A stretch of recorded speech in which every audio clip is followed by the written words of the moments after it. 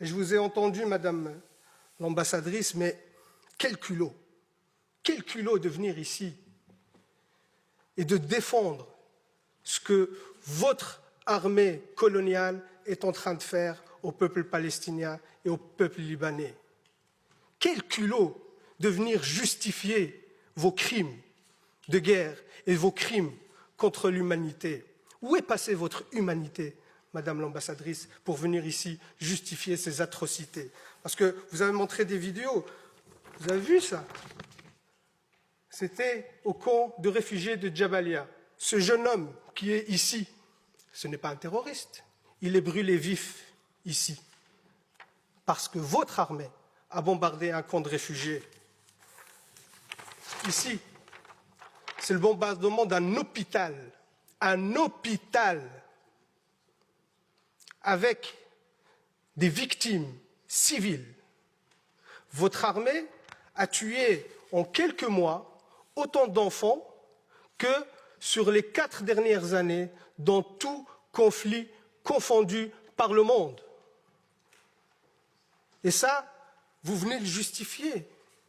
Est-ce que quand vous tirez sur des enfants, quand vous tuez des enfants, des femmes, est-ce que c'est ceux-là qui vous terrorisent? Aujourd'hui, c'est ceux-là que vous appelez des terroristes et que vous luttez contre. Quand vous bombardez le peuple libanais par du phosphore qui est interdit par le droit international, c'est pour lutter contre le terrorisme.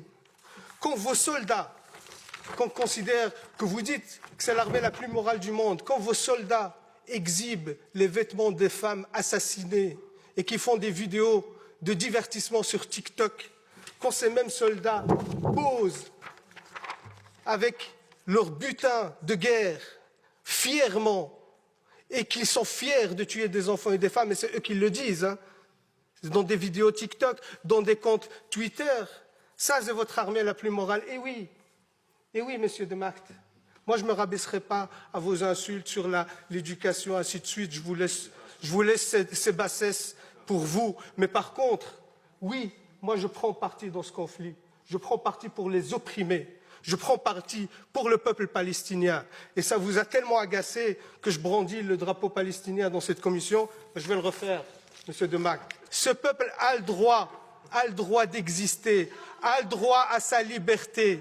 Ce peuple a le droit à son indépendance. Ce peuple a le droit à la dignité.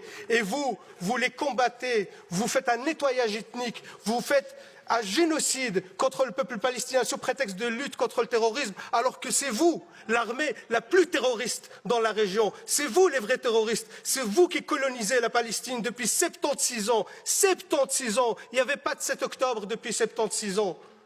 Toutes les résolutions de l'ONU que vous avez violées, vous ne respectez aucun droit international. Vous êtes un État voyou, même au sein de l'Assemblée nationale de l'ONU. Les autres États, ils quittent la salle quand votre Premier ministre, le chef d'un gouvernement d'extrême droite, prend la parole. Les autres États quittent la salle parce que vous êtes devenu un État paria. Et vous osez encore venir ici nous balancer vos salades pour dire que ce que vous faites est justifié. Comment vous pouvez justifier l'injustifiable? Comment vous pouvez justifier le génocide? Comment vous pouvez justifier les crimes de guerre? C'est inacceptable et inadmissible, Madame l'ambassadrice, de venir ici nous raconter ces salades. C'est inacceptable. Et par respect au peuple palestinien, je leur réitère ici tout mon soutien, et je leur demande de pardonner notre pays qui n'est pas à la hauteur de la situation, parce que jusqu'à aujourd'hui, 0 sanction